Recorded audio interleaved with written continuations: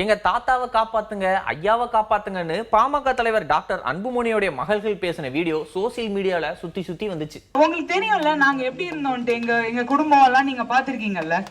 நாங்க வந்து ஒரு பொங்கல் ஒரு இதுக்கெல்லாம் நாங்க ஒன்னா சேர்ந்து எல்லாரும் சேர்ந்து ஒன்னா இருப்போம். ஐயா தான் எங்களுக்கு நம்ம வழிகாட்டி, நம்ம குலதெய்வம் எல்லாம் அவர் தான் ஒன்னா இருப்போம். அத வந்து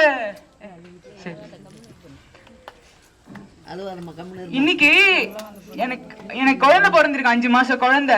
அந்த குழந்தைய வந்து பார்க்க கூட விடல இந்த ஜி.கே. மணி ஐயா வந்து என் குழந்தைய கூட பார்க்கல,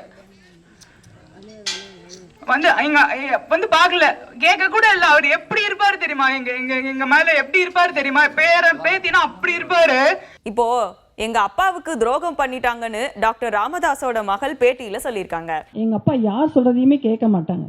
அவங்க என்ன முடிவு பண்றாங்களோ அவங்களுக்கு சொல்லி கொடுக்கறதோ, யார் சொல்லி என்ன சொன்னாலும் அவர் எந்த பேச்சு, யார் பேச்சுங்க, அவர் என்ன முடிவு எடுக்கிறாரோ அதை தான் எப்பயுமே எடுப்பார் அவரு. இன்னொன்று வந்து துரோகின்னு சொல்லிட்டு எல்லாரையும் சொல்றாங்க. துரோகினா முதல் துரோகி யாருன்னா அன்புமணி தான் முதல் துரோகியே.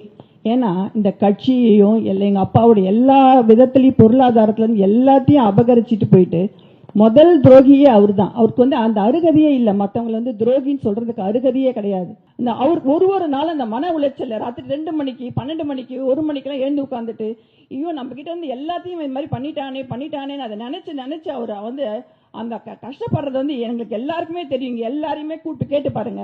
அதாவது அரசியல் குடும்பத்துல நடந்த குழப்பம் காரணமா குடும்பத்துல நடக்கிறது எல்லாம் அரசியலா மாறி இருக்கு போல.